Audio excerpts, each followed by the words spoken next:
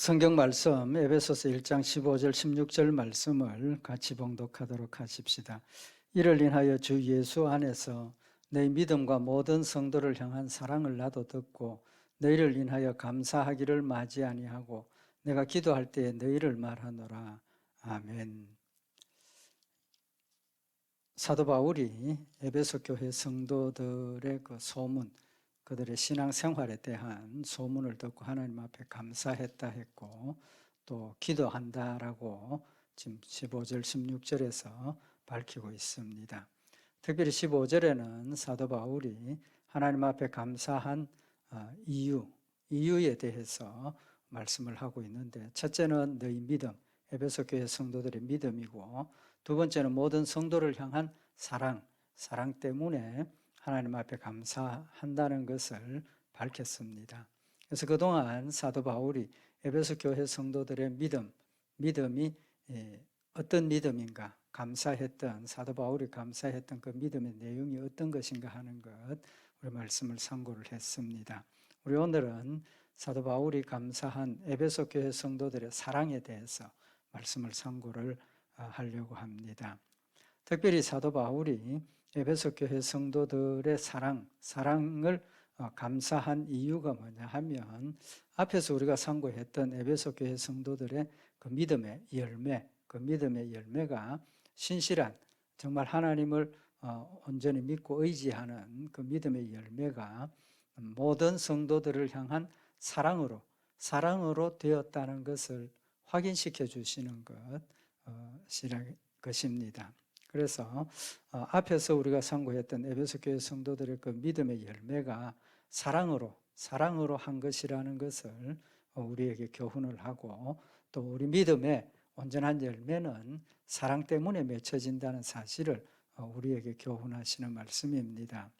특별히 오늘 여기 본문 말씀에 보면 에베소 교회 성도들의 사랑을 표현을 하면서 모든 성도를 향한 사랑을 나도 들었다. 그러니까 에베소 교회 성도들의 사랑의 대상이 모든 성도라는 겁니다. 모든 성도. 그런 모든 성도라는 그 의미에서 에베소 교회 성도들이 행하는 그 사랑들이 차별이 없는 사랑이라는 겁니다. 대상에 대한 차별이 없다는 거죠. 심지어 예수님께서 말씀하신 원수도 사랑하라 하신 그 말씀을 실천하는 거죠. 나에게 사랑을 베풀고 나에게 은혜를 베풀고 나와 가깝고 친하고 그런 사람에게만 사랑을 베푼 게 아니라 모든 성도들에게 사랑을 베풀었다라는 사실을 지금 기록을 하고 있는 겁니다. 하나님께서 우리에게 원하시는 사랑도 차별이 없는 사랑이죠. 차별이 없는 사랑. 그래서 예수님께서 마태복음 5장 44절에 보면 나는 너희에게 이르노니 너희 원수를 사랑하며 너희를 핍박하는 자를 위하여 기도하라. 예수님께서 나한테 잘해주고 내가 유익함을 얻고 내가 도움을 얻는 그런 사람만 사랑하라 하신 것이 아니라 원수까지도 사랑하라는 겁니다. 심지어 나를 핍박하는 자를 위해서도 기도하라라고 예수님 말씀하신 겁니다. 그래서 우리의 사랑의 대상은 차별이 없고 모든 사람입니다. 모든 사람. 근데 오늘 여기 우리 기억해야 될 게 뭐냐 하면 모든 성도를 향한 사랑이라 그랬습니다. 모든 성도. 그럼 불신자는 포함이 됩니까? 안 됩니까? 포함이 안 된다는 의미를 가질 수도 있는 거죠. 그렇지만 불신자들도 우리가 사랑을 해야 된다는 거죠. 원수까지도 사랑하라는. 그럼에도 불구하고 오늘 여기 사도 바울이 모든 성도를 향한 사랑이라는 이 말씀의 표현이 우리에게 주는 교훈과 의미가 있다는 겁니다. 그 의미가 뭐냐 하면 사랑의 대상은 차별이 없고 모든 사람이지만 사랑의 순서가 있다는 겁니다. 사랑의 순서가 있다는 거죠. 베푸는 사랑의 순서. 성경에 보면 꼭 예수님께서 복음 전파되는 그 내용을 말씀을 하셨는데 사도행전 1장 8절에 보면 오직 성령이 너희에게 임하시면 너희가 권능을 받고 예루살렘과 온 유대와 사마리아와 땅끝까지 이르러 내 증인이 되리라. 예루살렘과 온 유대와 사마리아, 그 다음에 땅끝까지. 순서가 있죠. 순서가 있습니다. 순서가 있을 수밖에 없지 않습니까? 복음이 예루살렘에서부터 전파되기 시작해서 지금처럼 우리가 인터넷이 발달하고 매스미디어가 발달한 이런 세대 같으면 여기서 일어나는 일이 지구 반대편까지 즉시로 전달이 되고 밝혀지는 이런 시대지만 예수님 시대는 그렇지 않지 않습니까? 점진적으로 퍼져나가는 이제 그런 의미를 지금 우리에게 교훈을 하고 계시는 건데 그 순서는 내 가까운 데부터 내 가장 가까운 곳에서부터 점진적으로 전파가 되어져 간다는 사실을 지금 우리에게 교훈을 하시는 거죠.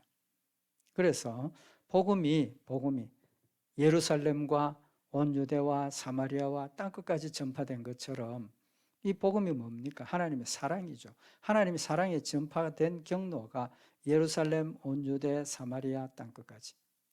하나님께서 이스라엘 백성들, 혈통적인 이스라엘 백성들을 택하셔서 그들을 먼저 복음화시키고 그들을 통해서 점진적으로 복음이 전파되어 가는 그런 의미를 지금 우리에게 교훈을 하시는 겁니다. 그러면 이 복음이 그런데 사랑은 또 어떠냐는 겁니다. 사랑도 마찬가지입니다. 사랑도 마찬가지입니다.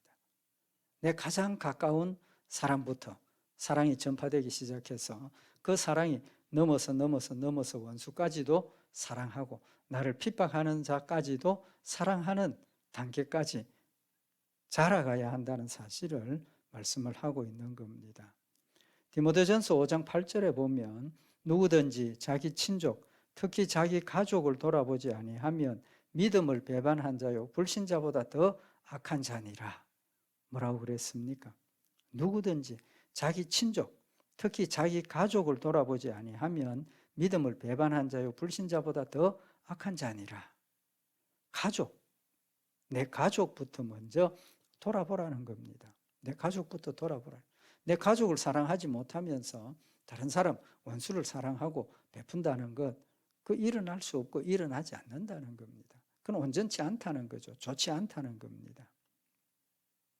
그래서 사랑은 내 가장 가까운 데부터 복음도 마찬가지로 전파되고 널리 퍼져가는, 흘러가는 그런 것이라는 사실을 지금 말씀을 하고 있는 겁니다. 그래서 안드레, 베드로의 형제죠. 안드레가 예수님을 만났을 때 그가 예수님이 메시아라는 사실을 믿고 제일 먼저 누구를 찾아갑니까? 요한복음 1장 40절에 보면 세례 요한의 말을 듣고 예수를 쫓는 두 사람 중에 하나는 시몬 베드로의 형제 안드레라. 그가 먼저 자기의 형제 시몬을 찾아 말하되 우리가 메시아를 만났다 하고 데리고 예수께로 오니 예수께서 보시고 가라사대 네가 요한의 아들 시몬이니 장차 게바라 하리라 하시니라.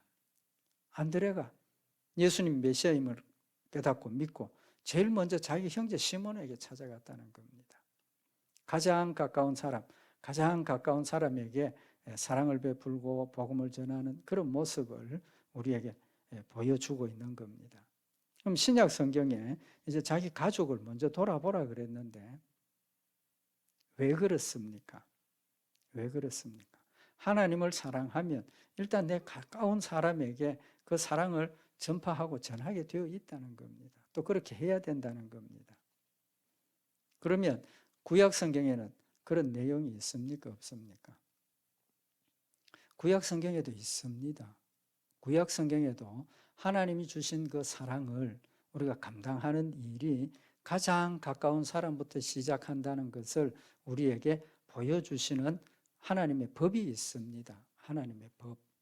그 법이 뭐냐 하면 기업을 무르는 자라는 법이 있습니다. 기업을 무를 자. 여기 무른다는 그 헬라 원어의 의미는 속량하다, 구속한다, 건친의 역할을 행한다 그런 뜻이 있습니다. 하나님께서 우리를 구속하신 그 구속이라는 단어가 바로 여기 무른다라는 그 단어하고 같은 단어입니다. 그 예를 우리가 어디서 볼 수 있느냐 하면 룻기에서 볼 수 있습니다. 룻기. 나오미가 남편과 함께 모압 지방으로 피난을 가죠. 기근을 피해서 갔다가 남편도 죽고 아들 둘 다 죽고 며느리 둘만 남았을 때 나오미가 이제 고향에 하나님께서 기근을 해결하셨다는 소식을 듣고 돌아오게 되죠. 돌아올 때 며느리 룻은 끝까지 나오미를 따라서 고향으로 돌아옵니다. 이스라엘로 돌아오는 거죠. 하나님의 구원받은 백성이 되어서 이스라엘 나라 사람들에게 들어오게 되는 겁니다. 와서 시어머니를 잘 모시는데 그 과정에서 보아스를 만나게 되죠. 보아스가 보니까 이방 여인 룻이 시어머니를 잘 모시는 그런 모습을 보면서 보아스가 이 가정을 내가 책임져야 되겠다. 이제 그런 생각을 하게 되죠. 근데 그 의미가 뭐냐 하면 이 보아스가 기업 물을 자로서의 역할을 감당한다는 겁니다. 감당한다는 거죠. 그럼 여기서 기업을 물은다라는 그 의미가 뭐냐 하면 하나님께서 세워주신 가문, 가족이 하나님이 그 가족의 이름이 자자손손 대를 이어서 주님 오시는 그날까지 유지되기를 원하시는 겁니다. 영적으로 보면 하나님이 우리를 구원하신 그 구원이 예수님 재림하셔서 심판하시고 천국 가는 그때까지 자자손손 유산으로 이어진다는 사실을 지금 우리에게 교훈을 하시는 겁니다. 근본적으로 이야기를 하면 하나님께서 아브라함에게 축복해 주셨죠. 그 축복이 뭡니까? 천국의 축복입니다. 믿음으로 구원받아 천국 간다는 그 축복입니다. 그 축복을 아브라함의 후손들에게 유업으로 이어가게 하셨다는 겁니다. 아브라함에게 주신 축복이 아브라함의 아들에게 유산으로 이어지고 그 아들 유산으로 쭉 이어져 내려간다는 겁니다. 그 중에 택한 백성만 포함이 되는 거죠. 그래서 하나님의 구원의 사역은 절대로 변치 않고 중간에 끊어지지 않고 하나님 버리시지 않는다라는 사실을 지금 우리에게 교훈하시는 의미가 있는 겁니다. 그러면 실제적인 면에서 어떤 의미를 가지느냐 하면 이렇게 하나님의 후손으로 태어나는데 그 가족들, 그 자손들이 이어가야 되죠. 이어가는데 문제가 생기는 경우들이 있습니다. 이제 현실적인 문제입니다. 경제적으로 어려워지면 자신이 가지고 있는 부모로부터 받은 그 유산들을 팔아야 되는 경우도 있고 그런 경우들이 있을 수 있죠. 그래서 가족의 그 가문을 이어갈 수 없는 그런 상황이 벌어집니다. 구체적인 예가 뭐냐 하면 첫째는 기업입니다. 기업. 하나님께서 이스라엘 백성들에게 가나안 땅에 들어갔을 때 그 가족에게 또 지파에게 하나님께서 그 땅을 기업으로 나누어 주셨습니다. 각각 다 나누어 주셨습니다. 그런데 그 땅을 소유를 하고 잘 이렇게 이어가야 하는데 세상살이가 그렇지 않죠. 만만치 않은 부분이 있습니다. 어떤 가정은 경제적으로 어려워서 하나님께서 주신 그 기업 땅을 팔아야 되는 경우가 생기는 거죠. 그 팔아버리면 어떻게 됩니까? 하나님께서 주신 그 기업을 팔아버리는 거죠. 그러면 그 기업을 이어갈 수 있습니까? 없습니까? 이어가지 못하는 겁니다. 또 한 가지 경우가 뭐냐 하면 이제 기업도 다 팔았는데 또 그것도 감당이 안 됩니다. 그럼 어떻게 합니까? 나를 종으로 팔게 되는 겁니다. 팔려가게 되는 거죠. 그러면 그 가문을 이어갈 수 있습니까? 없습니까? 이어갈 수 없는 겁니다. 또 한 가지 문제가 어떤 거냐 하면 이제 결혼을 하죠. 결혼을 해서 이제 아들을 낳고 유산을 상속받는 후손을 우리가 가지게 되는데 결혼을 했는데 아들을 낳기 전에 남편이 죽었습니다. 그럴 때 어떻게 해야 됩니까? 그럼 그 동생이 형수와 결혼을 하고 첫 번째 아들 낳으면 형님의 가계를 잇도록 양자로 주고 그다음 두 번째 아들부터 내 아들로 삼는 이제 계대 결혼이라는 그런 법이 있습니다. 이 세 가지를 하나님께서 명령을 하신 거죠. 그 의미가 뭡니까? 하나님께서 주신 그 기업을 잘 유지하고 후손이 계속해서 이어가라는 겁니다. 이어가라는 것.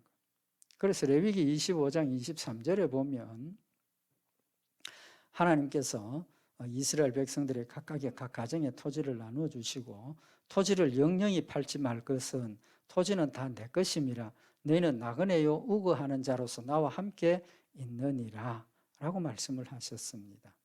토지를 영영히 팔지 말라는 겁니다. 무슨 말입니까? 하나님께서 각 기업, 가정에 나누어 주신 그 기업, 토지는 근본적으로 하나님의 것이고 각 가정의 유산으로, 재산으로 나누어 주신 겁니다. 맡겨 주신 거죠. 그런데 좀 전에 말씀드린 것처럼 내가 경제적으로 어려워서 이 토지 얼마를 팔거나 전부를 파는 그런 상황이 벌어졌다는 겁니다. 그럴 때 어떻게 해야 된다는 겁니까? 첫째는 영영히 팔지 말라. 조금 이따가 이제 희년에 대해서 말씀을 드릴 때 상고를 하도록 하고, 너희 기업의 온 땅에서 그 토지 무르기를 허락할지니 만일 너희 형제가 가난하여 그 기업 얼마를 팔았으면 그 건족이 와서 동족에 판 것을 물을 것이라. 내가 가난해져서 기업 얼마를 팔았습니다. 그러면 그걸 물러줄 수 있도록 하라는 거예요. 물러줄 수 있도록 하라는 겁니다. 누가 물러줍니까? 형제가 가난하여 팔았으면 그 건족이, 가까운 친척이 와서 그 판 것을 돈을 주고 다시 되사서 형제에게 돌려주라는 겁니다. 돌려주라는 거죠. 기업을 무른다고 그랬습니다.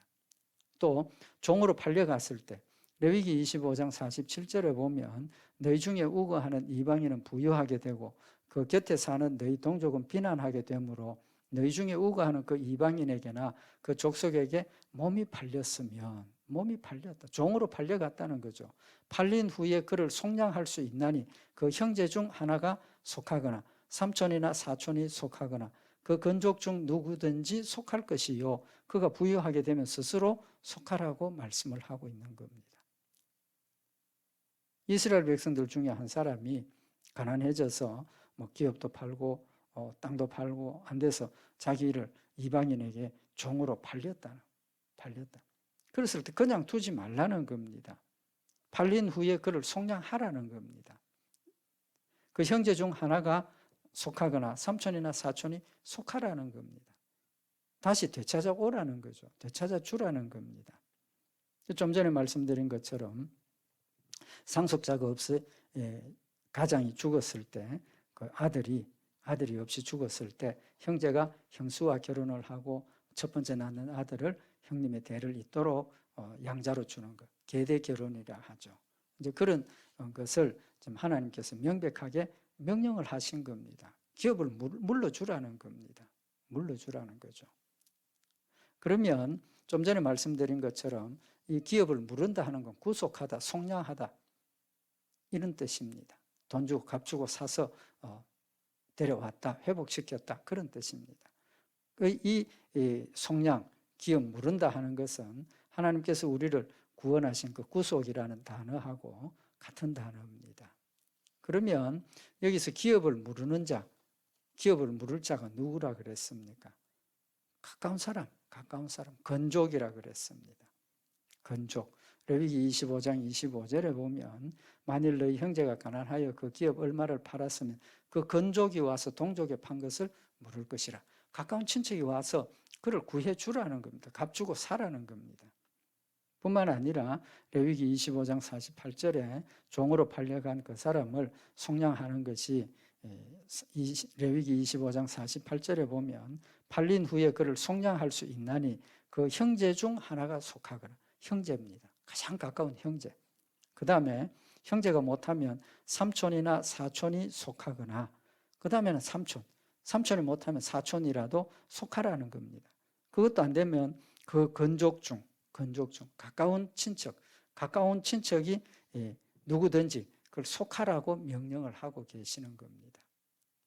그러니까 하나님께서 세워주신 하나님의 택한 백성들 중에 한 사람이라도 경제적으로 어려워져서 자기의 어떤 땅을 팔아야 되는, 또 심지어 자기 몸을 팔아야 되는, 종으로 팔려가는 그런 상황이 되었을 때 그냥 버려두고 보지 말고 가장 가까운 형제부터 시작해서 안 되면 또 삼촌, 사촌, 오촌, 육촌, 칠촌, 팔촌 많은 친척까지 건족이 그를 구원해 주라라고 말씀을 하고 있는 겁니다. 그 의미가 뭡니까? 사랑을 실천하라는 거죠.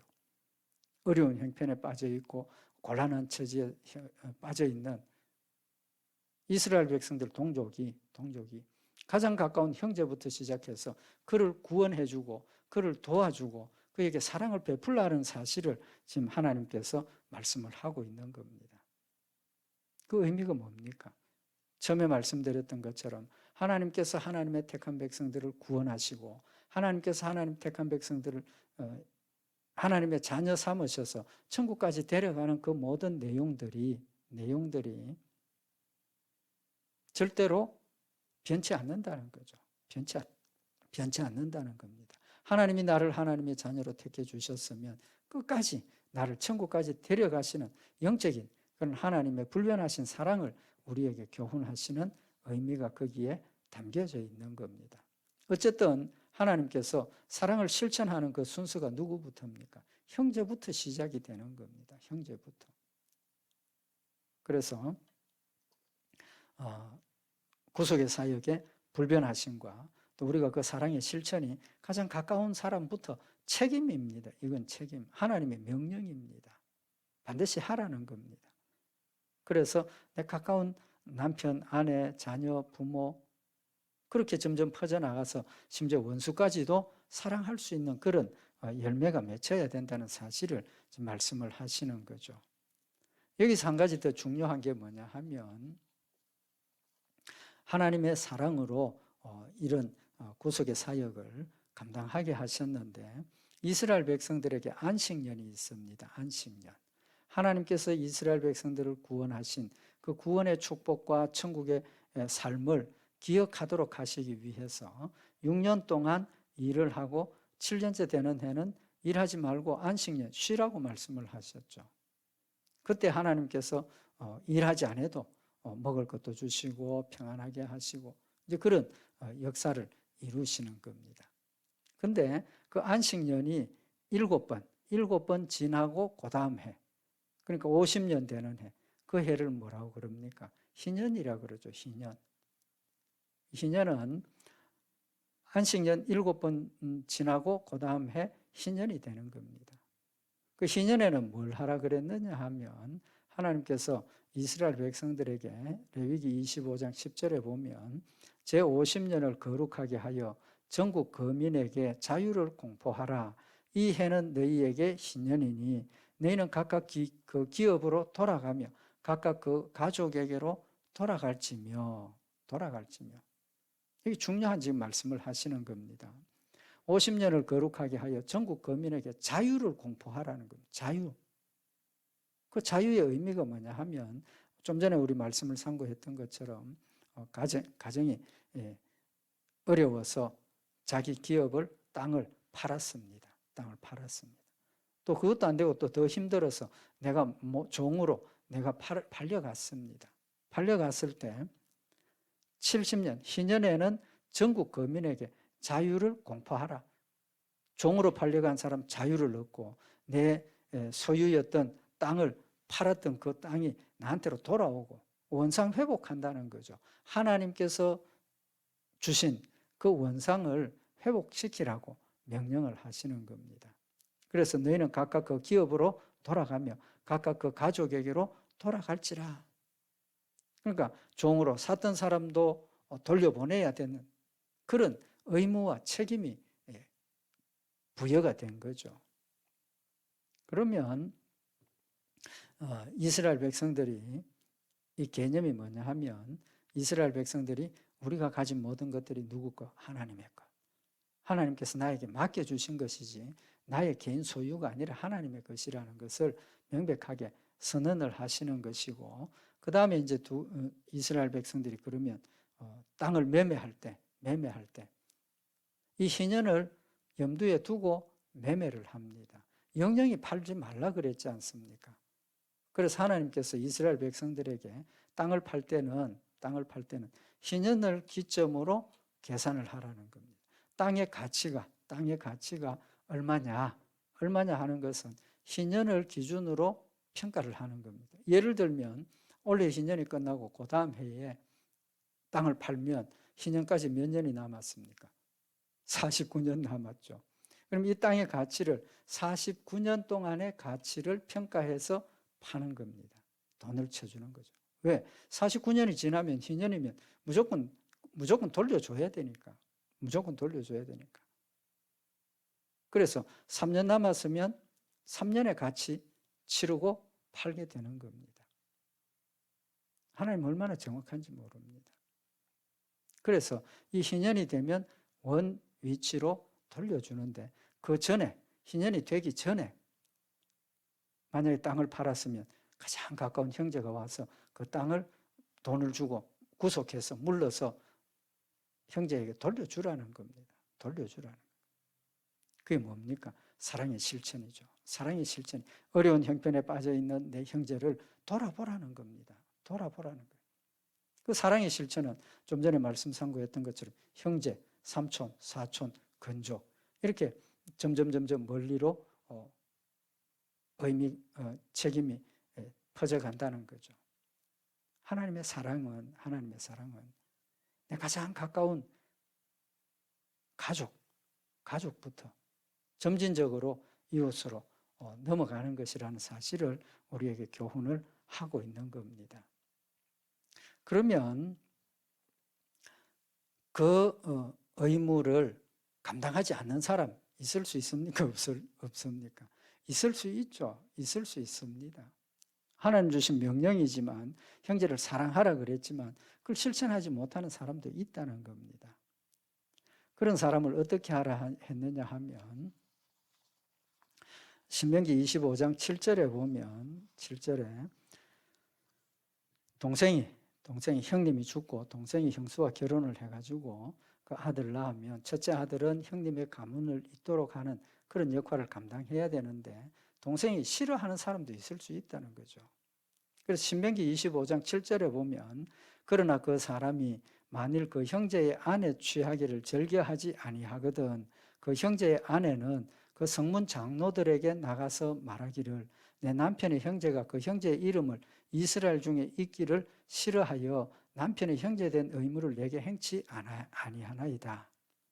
장로들에게 가서 이 사실을 전한다는 겁니다. 남편의 동생이 나와 같이 이제 부부가 되어서 아들을 낳아서 내 남편, 죽은 남편의 대를 잇도록 해야 되는데 이 동생이 그걸 이행하려고 하지 않습니다. 장로들에게 이야기를 하라는 거죠. 그러면 장로들이 그를 동생을 불러서 내가 그 여자를 취하기를 즐겨하지 않습니다. 나는 원치 않습니다. 그랬을 때 어떻게 하라 했느냐 하면 신명기 25장 9절에 보면 그 형제의 아내가 장로들 앞에서 그에게 나아가서 그의 발에서 신을 벗기고 그 얼굴에 침을 뱉으며 이르기를 그 형제의 집 세우기를 즐겨 아니하는 자에게는 이같이 할 것이니라. 얼마나 무서운 일입니까? 얼마나 창피하고 수치스러운 일입니까? 사랑을 실천하지 않는 자라는 사실을 밝히면서 그 얼굴에 침을 뱉었다. 신을 벗기고 침을 뱉었다. 하나님이 형제 사랑하기를 얼마나 원하시는가 하는 것을 우리에게 보여주고 있는 부분인 겁니다. 가장 가까운 형제부터 그 책임을 다하라는 거죠. 신을 벗기고 그 얼굴에 침을 뱉었다. 그러면서 그 형제의 집 세우기를 즐겨 아니하는 자에게는 이같이 할 것이니라. 하나의 모델 케이스를 만들어 주시는 거죠. 그렇게 하라는 겁니다. 큰 책임을 지금 우리에게 부과하는 거죠. 그래서 이스라엘 중에서 그의 이름을 신벗기운 자의 집이라, 신벗기운 자의 집이라 칭하라. 자자손손 그 수치의 이름이 이어져 내려간다는 겁니다. 그만큼 철저하게 형제 사랑하기를, 가족 사랑하기를 실천하라라고 지금 명령을 하시고 말씀을 하고 계시는 겁니다.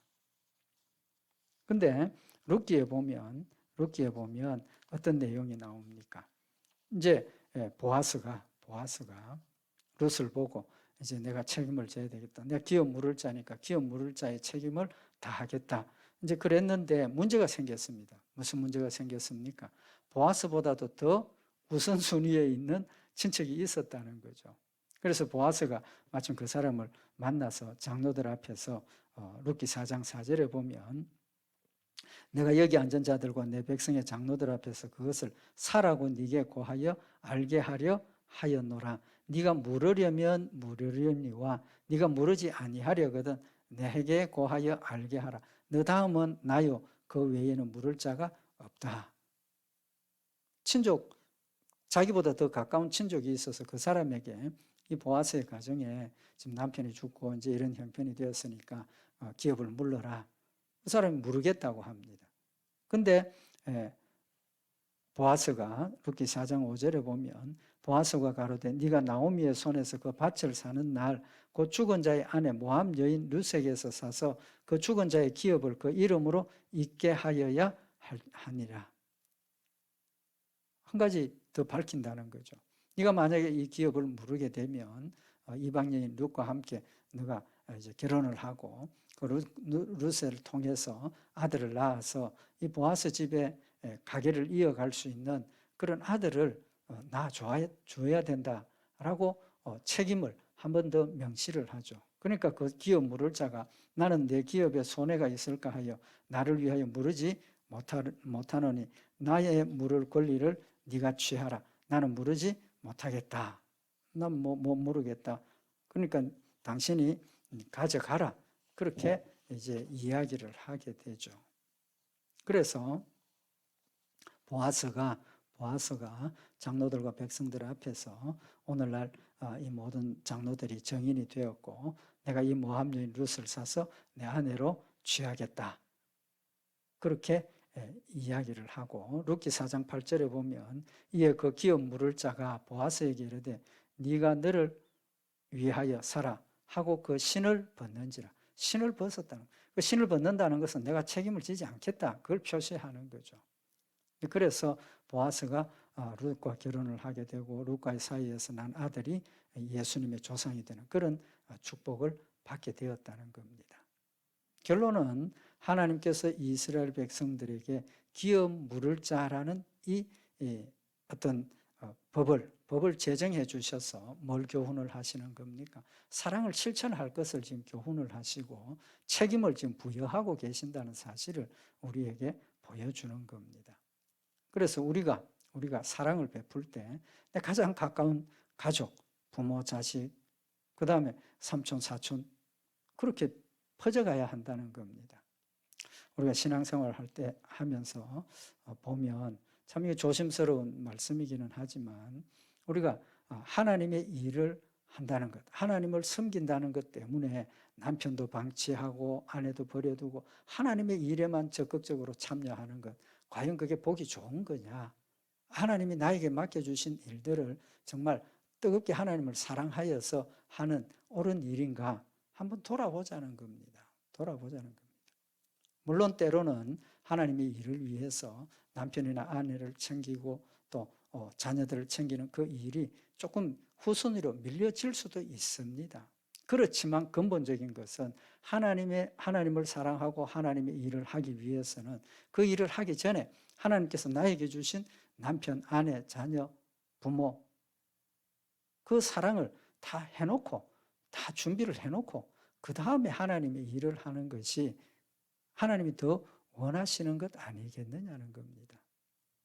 하나님을 사랑하면 내 부모, 자식, 처자, 형제, 친척 사랑하게 되어 있고 그 하나님을 사랑하는 사랑의 열매가 바로 그런 열매로 나타나지기 때문이라는 겁니다.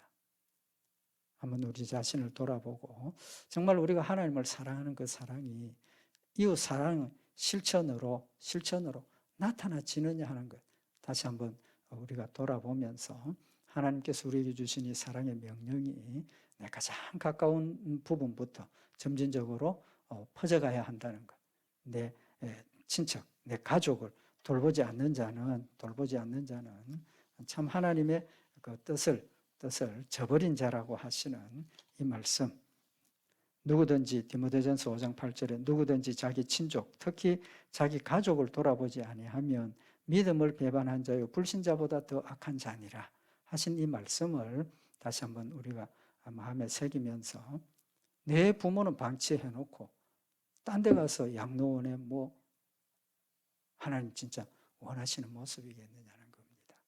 이 말씀 다시 한번 우리가 마음에 새겨서 모든 성도를 향한 사랑, 그 다음에 이방인, 불신자들 그렇게 넘어가는 것이라는 것 다시 한번 기억을 하고 하나님을 향한 그 사랑이 실제로 이제 다음 주일날 말씀을 참고하겠지만 하나님을 향한 그 사랑이 실제로 이웃 사랑과 원수를 사랑하고 내 가족을 사랑하는 열매로 나타날 때 그것이 하나님을 향한 온전한 사랑이라는 것 다시 한번 마음에 새겨서 사랑의 열매로 에베소 교회 성도들이 믿음의 아름다운 열매를 맺었다는 것 다시 한번 우리가 본받아서 우리도 힘을 다해서 하나님을 사랑하고 사랑을 실천하는 믿음의 열매가 풍성한 역사들 있기를 원합니다. 기도드리십시다. 사랑의 하나님 아버지, 우리를 사랑하시고 하나님의 자녀 되게 하셔서 우리에게 하나님 주신 사랑을 흘려 보내기를 원하시고 보내라고 하신 하나님의 말씀을 다시 한번 마음에 새기게 하시고 하나님을 사랑하기에 내 부모, 자식, 처자, 형제 모두를 사랑하고 넘어서 원수까지도 사랑하는 열매를 맺는 우리들이 될 수 있도록 주님 인도하여 주시옵소서. 우리 주 예수 그리스도의 이름으로 기도드리옵나이다. 아멘.